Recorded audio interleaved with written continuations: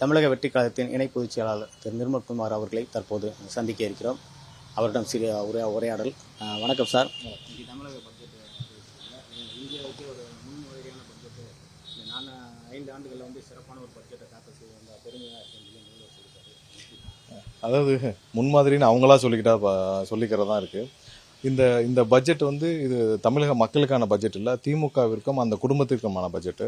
ஏன்னா ஏற்கனவே கடந்த 15 நாளில் பார்த்தீங்கன்னா இவங்க 4000க்கும் மேற்பட்ட டெண்டர்கள் எந்தவித பட்ஜெட் அலோகேஷனே இல்லாமல் டெண்டர்களை பாஸ் பண்ணியிருக்காங்க. எல்லாம் அவசர கதியில் பாஸ் பண்ணியிருக்காங்க. நெடுஞ்சாலைத்துறைக்கு 2000 கோடி நிதி அறிக்கை பட்ஜெட் அலோகேஷனே இல்லாமல் டெண்டரை விட்டு க்ளோஸ் பண்ணி முடிச்சிட்டாங்க.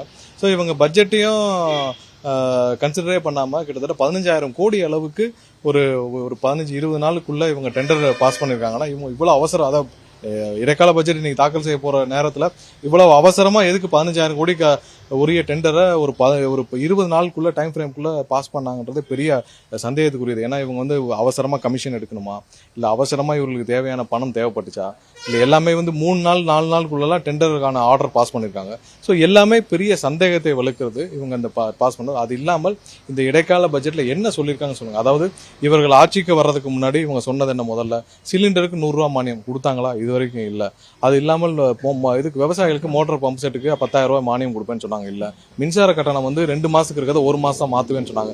அதை மாத்திரல என்ன, எல்லாமே எலக்ட்ரானிக் டிஜிட்டலைஸ் ஆயிடுச்சு. டிஜிட்டலைஸ் ஆனதுல நீங்க மீட்டரை எவ்ரி மந்த்துக்கு மாத்துறதுல அவ்வளவு பெரிய என்ன ஒரு ராக்கெட் சயின்ஸா அது. பில்லிங் மந்த்லி பில்லிங்கா மாத்தி எல்லாருக்கும் மந்த்லி பில்லிங்கா மெசேஜ் வரப்போகுது, அவ்வளவுதானே. எல்லாமே டிஜிட்டலைஸ் ஆயிடுச்சு.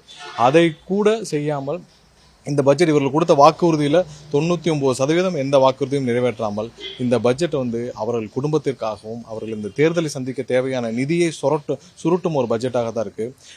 விவசாயிகளுக்கு அவங்க எல்லா இடத்துலையும் கொள்முதல் நிலையங்கள்ல இருந்து எல்லா இடத்துலையும் விவசாயத்துறைக்கு பல விதத்துல அவங்க அறிவிப்புகள் எதிர்பார்த்துட்டு இருந்தாங்க. அது எதுவுமே இல்லை. விவசாயிக்கு இப்போ இன்சூரன்ஸ் இருக்கு, விவசாய இன்சூரன்ஸ். போன வருஷம் எத்தனை விவசாயிகளுக்கு இவங்க இன்சூரன்ஸ் வாங்கி கொடுத்தாங்க? தமிழக அரசு சார்பாக விவசாய இன்சூரன்ஸ் எத்தனை பேருக்கு வாங்கி கொடுத்தாங்க? எந்த விதத்தில் நெல் கொள்முதல்ல எந்த அதிகரிப்பும் இல்லை, கரும்பு விவசாயிகளுக்கு எந்த அதிகரிப்பும் இல்லை. விவசாயிகளுடைய வளர்ச்சி 2-3% இருக்கு தமிழ்நாட்டில். மற்ற மாநிலங்கள் எல்லாம் 7-8%, 10% விவசாயங்கள்ல வளர்ச்சி வந்துட்டு இருக்கு. இவர்கள் கடன் இந்த வருஷத்தோட 10 லட்சம் கோடியை தாண்டுதுங்கிறாங்க. கிட்டத்தட்ட இவர்கள் வந்ததுல இருந்து கடன் சுமை தமிழக அரசுக்கு 2 மடங்கு அப்படியே மாறி இருக்கு. அவ்வளவு கடனை வாங்கியவர்கள் இதுவரை நிதி ஆதாரத்தை பெருக்கிறதுக்கு ஒரு வேலையாவது பண்ணிருக்காங்களா? அதாவது பொதுத்துறை நிறுவனங்கள் நிதி ஆதாரத்தை கொண்டு வரும், அது இல்லாமல் மக்கள் கொடுக்கும் வரிப்பணங்கள் இருக்கும். ஸோ பொதுத்துறை நிறுவனங்கள் காமராஜர் ஆரம்பிச்சது, அதுக்கப்புறம் எம்ஜிஆர் காலத்தில் ஆரம்பிச்சது, அதுக்கப்புறம் எந்த காலத்திலும் பொதுத்துறை நிறுவனங்கள் ஆரம்பிக்கப்படவில்லை. சிறப்பு திட்ட அமலாக்கத்துறைன்னு சொல்லிட்டு உதயநிதி ஒரு துறையை வச்சிருக்காரு. ஏதாவது புதிதாக நிதி ஆதாரத்தை பெருக்கிற அளவுக்கு ஏதாவது ஒரு சின்ன ஸ்கீமாவது கொண்டு வந்தாங்களா? ஏன்னா அவங்களுடைய குடும்பத்தின் நிதி அதிகரிச்சிட்டு இருக்கு. அவங்க ஒரு வருஷத்திலேயே அவங்க குடும்பம் எல்லாம் சுருட்டிய தொகை 30,000 கோடி இருக்கும்னு சொல்லி ஒரு முன்னாள் நிதியமைச்சரே சொன்ன ஆடியோ வந்துச்சு. இதுவரைக்கும் யாரும் அதற்கு மறுப்பு கொடுக்கவில்லை. ஆனால் இந்த பட்ஜெட்ல 22,000 கோடி டெபிசிட் சொல்லியிருக்காங்க. 22,000 கோடி டெபிசிட்னா 10 லட்சம் கோடி கடனையும் தாண்டி 22,000 கோடி டெபிசிட்னா இந்த தமிழகத்தை இவர் அழிவு பாதையை நோக்கி எடுத்துட்டு போயிட்டு இருக்காங்க. வேற எந்த மாநிலத்திலும் இல்லாத அளவுக்கு கடன் சுமை அதிகரிச்சிட்டு இருக்கு. எந்த துறைக்கும் இந்த பட்ஜெட் உதவுவதாக இல்லை. எம்எஸ்எம்இ செக்டர்ஸ்லாம் ரொம்ப நொடிஞ்சு போயிட்டாங்க. முக்கியமாக மின்சார கட்டணத்தினால. மின்சார கட்டணம் ரொம்ப மோசமா இருக்கிற சூழ்நிலையில் எம்எஸ்எம்இ செக்டர், சிறு குறு தொழில்கள்லாம் ரொம்ப மோசமான சூழ்நிலையில இருக்கு. ஸோ எந்த தரப்புக்கும் இதுல உதவுவதற்கு ஒண்ணுமே இல்லை. இதுல ஒரு பெரிய விஷயம் நம்ம கவனிக்கப்பட வேண்டிய விஷயம் பாத்தீங்கன்னா 8,200 கோடி ரூபாய் இவர்கள் என்னது கோயில்களை பராமரிக்கிறதுக்காக செலவு செய்திருக்க, கடந்த 5 ஆண்டுகளை செலவு செய்திருக்க சொல்லியிருக்காங்க. இது ரொம்ப ஒரு சந்தேகத்துக்குரிய விஷயமா இருக்கு. 8,200 கோடி ரூபாய் கோயில்களை பராமரிக்க எந்தெந்த கோயிலுக்கு எவ்வளவு செலவு பண்ணாங்க, யாருக்கு டெண்டர் கொடுத்தாங்க? இதை சேகர்பாபு அவர்கள் சத்தம் இல்லாமல் பல 100 கோடிகளை கொள்ளையெடுத்து வருகிறார்னு சொல்லிட்டு பல செய்திகள், பல கம்ப்ளைண்ட்கள் வந்துட்டே இருக்கு. 8,200 கோடி ரூபாய் 5 வருடத்துல கோயில் பராமரிப்புக்கு செலவு செஞ்சாங்கன்னா எங்க செலவு பண்ணாங்க? எல்லாமே 1000 ஆண்டு. இப்ப தஞ்சை பெரிய கோயில் பார்த்தீங்கன்னா 1000 ஆண்டு 2000 ஆண்டு பழைய கோயில்கள் தான் தமிழகத்துல எல்லா இடத்துலயும் இருக்கு. இதுல பராமரிக்கிறதுக்கு இவங்க 8,200 கோடி செலவு பண்ணாங்கன்னா ரொம்ப சந்தேகத்துக்குரிய. ஒவ்வொரு நடவடிக்கையும் இவர்கள் மக்களை ஏமாற்றி குறுக்க வழியில் ஏதாவது ஒரு ஆதாயம், அந்த திமுக கட்சியினரும் சரி அந்த குடும்பமும் சரி ஏதாவது ஒரு ஆதாயம் அடையிருக்காங்க மட்டும்தான் இந்த பட்ஜெட்டை யூஸ் பண்ணிருக்காங்க. 10 லட்சம் கோடி கடன் வாங்கப்பட்டு ஒவ்வொரு தனிநபருக்கும் தலையிலும் கடன் சுமை ஏற்றி இருக்கிறார்கள். இத்தோடு இவங்க ஆட்சிக்கு வரமாட்டோம்னு தெரியும். அதனால இருக்கிற வரைக்கும் சுருட்டிட்டு ஓடுறதுக்கான வேலையை பார்த்துட்டு இருக்கிறாங்க. மீண்டும் எங்கள் தலைவர் தளபதி தலைமையில் ஆட்சி அமைந்தவுடன் இவர்கள் செய்த அனைத்து ஊழல்களும் வெளிக்கொண்டு வரப்படும். அதிகாரிகள் யாரும் இதற்கு மேல் இந்த கவர்மெண்ட்டுக்கு சப்போர்ட் பண்ணக்கூடாது. அனைத்தும் வெளிக்கொண்டு வரும். அது இவங்கெல்லாம் இப்போ காசு வாங்கிட்டு போயிடுவாங்க, கேஸ்களை சந்திப்பாங்க.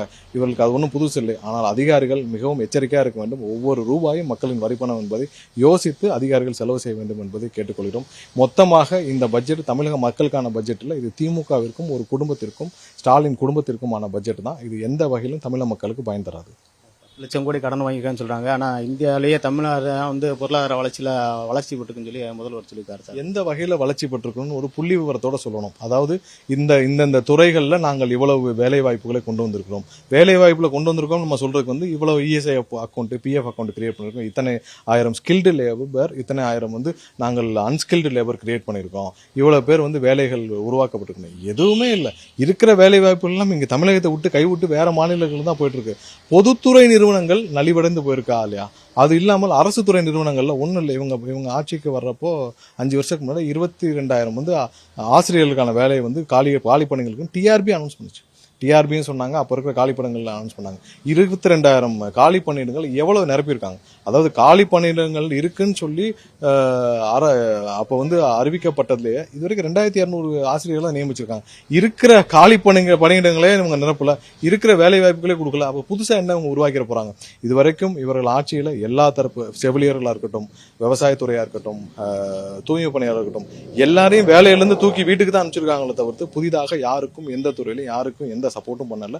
இது மொத்தமாக தமிழக மக்களுடைய வாழ்க்கையை வந்து கிட்டத்தட்ட 10 வருடம் பின்னோக்கி கொண்டு போயிட்டாங்க. தூய்மை பணியாளர்லாம் நல்லா இருந்தவங்க இன்னும் அவங்களுடைய வாழ்க்கையை 10 வருஷம் பின்னோக்கி அவங்களுடைய வாழ்க்கையை தொடங்க வேண்டிய சுச்சுவேஷனுக்கு இருக்காங்க. அதே தான் செவிலியர்களுக்கு 10 வருஷத்துக்கு முன்னாடி என்ன நிலைமை இருந்தாங்களோ அதே தான் அவங்க இப்பவும் இருக்காங்க. முற்றிலுமாக தமிழக மக்களை ஏமாற்றி விட்டார் திரு ஸ்டாலின் அவர்கள். இதுதான் அவர் அந்த குடும்பம் திமுக சார்பாக தாக்கல் செய்யப்படும் கடைசி பட்ஜெட்டாக இருக்கும் என்பதை தெரிவித்துக் கொள்கிறேன். வேளாண் பட்ஜெட்டை பொறுத்த வரைக்கும் 2020-21 வந்து 8,000 மெட்ரிக் டன் உற்பத்தி இருந்ததா. ஆனால் இந்த 5 ஆண்டுகளில் வந்து 80,000 மெட்ரிக் டன் உற்பத்தியாக வந்து கொண்டு வந்துருக்கோன்னு சொல்லி பட்ஜெட்டில் சொல்லியிருக்கு. அதாவது விவசாயிகளுக்கு இவங்க என்ன செஞ்சாங்க, அதனால என்ன கூடுதலாக வந்துச்சுன்னு சொல்லணும். மழை முன்னாடி இருந்ததை விட மழை காலங்கள் அதிகமாக இருந்துச்சு, நீர்வரத்துக்கள் அதிகமாக இருந்துச்சு. அதனால விவசாயிகள் அங்கங்கே இருந்துச்சு. புயல்கள் போன வருஷம் பெரிய புயல்கள் எந்த தாக்கமும் இல்லை, அதனால தானா வந்துச்சு. இவர்கள் செய்த எந்த செயலால், இவர்கள் கொண்டு வந்த எந்த திட்டத்தால் இது வந்து இந்த மாதிரி விவசாயிகளுக்கு பயன் கொடுத்துருக்குன்னு சொல்லணும். அதாவது ஒன்றும் இல்லை, இவர்கள் இன்சூரன்ஸ் ஸ்கீம் கொண்டு வந்தாங்க. எத்தனை பேருக்கு தமிழக அரசு சேர்ந்து இந்த மாதிரி ஏதாவது ஒரு பேரிடரோ இல்லை வேற ஏதாவது இயற்கை சீற்றங்களாலோ பாதிக்கப்பட்ட விவசாயிகள் எத்தனை பேருக்கு இவங்க இன்சூரன்ஸ் வாங்கி கொடுத்தாங்கன்னு ஒரு புள்ளி வரத்தை சொல்லுங்க. எல்லா இடத்திலும் அதாவது நெல் கொள்முதல் செய்வதற்கு 12 மாவட்டங்கள்ல, வருவாய் மாவட்டங்கள்ல தனிநபரை புரோக்கரா வச்ச ஒரே கட்சி திமுக தான். அந்த தனிநபர் 1000 கோடி அளவுக்கான கொள்முதலை செஞ்சு விட்டு 3 மாதங்கள் விவசாயிகள் எல்லாம் தெருவில் நின்று போராட்டம் பண்ணி 3 மாதங்கள் தான் அவங்களுடைய பணமே கிடைச்சது. இதற்கு கலெக்டரும் பொறுப்பாகல. கலெக்டர் முன்னிலையில் இவர்கள் வந்து கலெக்டரை வச்சு ஒவ்வொரு மாவட்ட ஆட்சியரையும் வச்சு இவங்க செஞ்ச பெரிய ஃப்ராட் தானே அது. அதுல வந்து பாத்தீங்கன்னா ஒரு தனிநபரை புரோக்கரை வச்சு 1000 கோடி அளவுக்கு விவசாயிகளும் சுட்டிட்டு போனாங்க. அந்த கணக்குல இது வரைக்கும் எவ்வளவு கொடுத்திருக்கிறாங்கன்ற கணக்கும் யாருக்கும் இல்லை. எவ்வளவு வந்து அந்த ஒவ்வொரு மாவட்டத்திலும் கொள்முதல் செய்யப்பட்ட கணக்குகளும் யாரும் இல்லை. 10,000க்கும் மேற்பட்ட விவசாயிகள் ரோட்டில் இறங்கி 3 மாசம் போராடி தான் காசையை வைத்தாங்க. அதுக்கே இவர்கள் வந்து அந்த புரோக்கர் மேல இவங்க தானே, அரசு தானே நியமிச்சது அந்த புரோக்கரை. அவர் மீது ஒரு வழக்கு தொடுத்ததா இல்லையா? அரசு தானே பொறுப்பேற்க வேண்டும். ஒவ்வொரு இடத்திலும் இவர்கள் மறைமுகமாக தமிழக மக்களை ஏமாற்றிருக்காங்கன்னு நாங்கள் சொல்லுவேன். சார், தமிழக வெற்றிக்கான தொடங்கியிலேருந்து வந்து அவங்க தலைவர் ஆட்சியில் பங்கு அதிகாரத்தில் பங்குன்னு சொல்லி தொடர்ந்து முழக்கமிட்டு வருவார். உங்களுடைய அந்த முழக்கம் வந்து இப்போ திமுக கூட்டணி இருக்க காங்கிரஸ் கட்சியில் வந்து எதிரொலிச்சிருக்கு. அவங்க தொடர்ந்து இந்த வரக்கூடிய தேர்தலில் வந்து அதிகாரத்தில் பங்கு வேண்டும் சொல்லி தினந்தோறும் கோரிக்கை வைக்கிறாங்க. அது திமுகவும் மறுத்து வருகிறது. இந்த நிலையில் வந்து காங்கிரஸ் வந்து உங்களோட கூட்டணி அமைக்கிற வாய்ப்பு இருக்கா? இல்லை, நாங்கள் எதையுமே வந்து கூட்டணிக்காக எங்கள் தலைவர் சொல்லவில்லை. நீங்கள் நார்மலாக ஒரு விஷயம் பார்த்தீங்கன்னா, இப்போ அண்ணன் திருமாவளவன் அவர்கள் கட்சி வச்சிருக்காரு. அவர் கட்சியில் எத்தனை எம்எல்ஏ இருக்காங்கன்னு உங்களுக்கு யாருக்காவது தெரியுமா? யாருக்கும் இல்லை. நீங்கள் 50 எம்எல்ஏ வைத்து கொண்டாலும் உங்களுக்கு ஆட்சியிலும் அதிகாரத்திலும் பங்கு இல்லைன்னா என்ன பிரயோஜனம்? நீங்கள் போய் மற்றபடி ஒரு சாதாரண பொதுமக்களை போல தான், நீங்களும் 50 எம்எல்ஏ வச்சிருந்தாலும் நீங்கள் சாதாரண பொதுமக்களை போல தான் நீங்கள் ஒவ்வொரு அமைச்சர்கிட்டையும் ஒவ்வொரு மாவட்ட ஆட்சியர்கிட்டையும் போய் நின்று நீங்கள் தேவையானவற்றை நிறைவேற்ற முடியும். நீங்கள் கட்சியை எல்லாரும் தொடங்குறது ஒரு நோக்கம், அவர்கள் சார்ந்த சமுதாயத்திற்கோ அவர் சார்ந்த மக்களுக்கோ ஏதாவது நல்லது செய்யணும் தான் எல்லாரும் கட்சி தொடங்குறாங்க. கட்சியை தொடங்கிட்டு சும்மா ஒரு 50 எம்எல்ஏ டைம் பாஸ்க்கு வச்சிருக்கேன்னு சொல்லி யாருக்கும் கட்சி ஆரம்பிக்கவில்லை. எல்லாருக்கும் பிரதிநிதித்துவம், தேவையான பிரதிநிதித்துவம் வேணும். எல்லாருக்கும் ஒரு அதிகாரத்தில் இருப்பாங்க. ஏன்னா அவங்களுடைய வாக்கையும் சேர்த்து தான் நம்ம ஆட்சி அமைக்கிறோம்.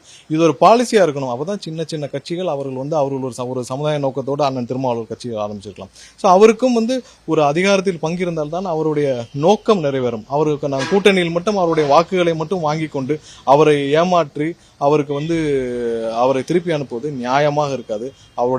அவர் சார்ந்த கட்சியின் வாக்குகளை பெற்றுக்கொண்டதற்கு அவருக்கான அதிகாரத்தில் பங்கு கொடுத்தாதான் இது நல்ல மக்களுக்கான அரசாக இருக்கும், எல்லாருக்கான பிரதிநிதித்துவம் இருக்கும், சமூக நீதி காக்கப்படும்ன்றது அதோடைய நோக்கம். என்னைக்கும் எங்களுடைய தலைவர் கூட்டணிக்காக மட்டும் இந்த அறிவிப்பை கொடுக்கல. இது எல்லாருக்கும் திருந்தணும். இன்னைக்கு இருக்கிற பண்ணையார்த்தனத்தை பண்ற திமுகவும் திருந்தணும். நாங்க தான் பண்ணையாரு. ஒன்றிய அரசுல அவங்க காங்கிரஸ் கூட இருக்கப்ப கூட்டணியில போய் 12 எம்பியை வச்சுட்டு 8 மினிஸ்டர் வாங்கினாங்க. அப்ப என்ன, அப்பெல்லாம் இவங்களுக்கு அதுல அதிகாரம் இல்லையா? இதனால ஒண்ணுமே இல்லை. சின்ன கட்சியாக இருந்தாலும் அவர்களும் ஒரு சில சமுதாய ஒரு நல்ல நோக்கத்தோடு கட்சியை ஆரம்பித்து வந்திருக்கிறார்கள். அவங்க வாக்கையும் சேர்த்து தான் நம்ம ஜெயிச்சிருக்கிறோம். அவங்களுக்கு அதிகாரத்தில் பங்கு கொடுப்பதில் எந்த தவறும் இல்லை. இதுல ஒன்னும் சமூக இதெல்லாம் கெட்டு போகாது. இவர்களுக்கு என்ன, எல்லாரும் அவர்களுக்கு கீழே தான் இருக்க வேண்டும், அவருடைய வாக்குகளை மட்டும் வாங்கிக் கொள்வோம், அவர்களை ஏமாற்றி விடும் திமுக எண்ணம். அது இனிமேல் வலிக்காது.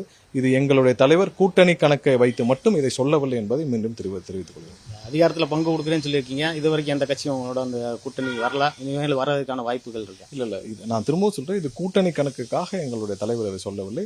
இது பாலிசி டெசிஷன். நாங்கள் தனிப்பாறு பெரும்பான்மையோடு நாங்கள் 180 தொகுதிகளில் 180 எம்எல்ஏக்கள் பெற்றிருந்தாலும் ஒரு கட்சி 2 எம்எல்ஏ வச்சிருந்தாலும் அவர்களுக்கு அதிகாரத்தில் பங்கு கொடுக்கும். இன்னைக்கு இல்ல, எங்களுடைய கட்சி இன்னும் 30 ஆண்டுகள் 40 ஆண்டுகள் ஆட்சியில் இருந்தாலும் எங்களுடைய கட்சியோடைய பாலிசியாக இருக்கும்.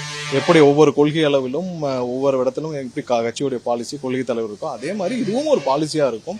நாங்கள் தனிப்பெரும்பான்மையோடு இருந்தாலும் எங்களுடைய கூட்டணி கட்சியோடு எங்களோடு கூட்டணி இருக்கும் கட்சிகளுக்கு தேவையான அதிகார பகிர்வை எங்களுடைய தலைவர் கொண்டு பாலிசி டெசிஷன். அது கூட்டணி வந்தால் அவர்களுக்கு தேவையான மரியாதையும் அவர்களுக்கு தேவையான அங்கீகாரமும் கொடுக்கப்படும். அப்படி இல்லை என்றால் பின்னாடி அடுத்த தேர்தலில் வருபவர்களுக்கும் கொடுக்கப்படும்.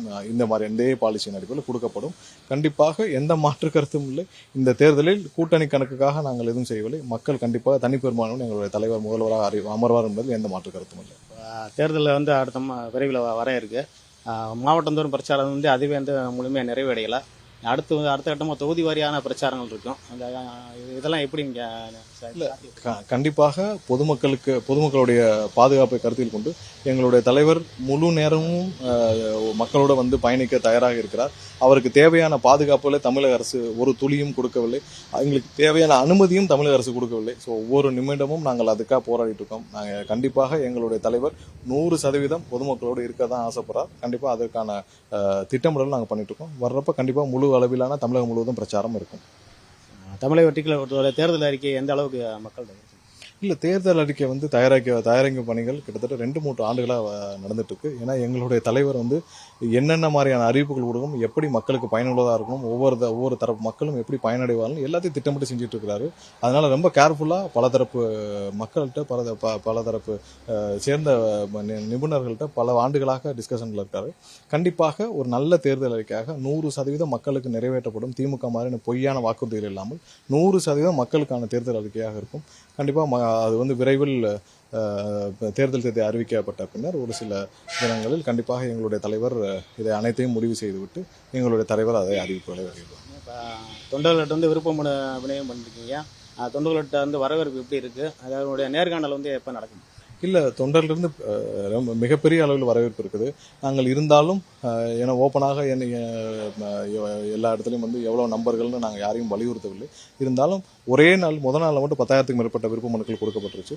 தமிழகம் முழுவதும் எல்லா கிராமத்திலிருந்தும் பெரும் பொதுமக்களும் பலர் விருப்ப மனுக்களை அளித்திருக்கிறார்கள். கண்டிப்பாக இது என்ன எல்லாத்தையும் எங்களுடைய தலைவர் அவர்கள் பார்வைக்கு எடுத்து செல்வோம்.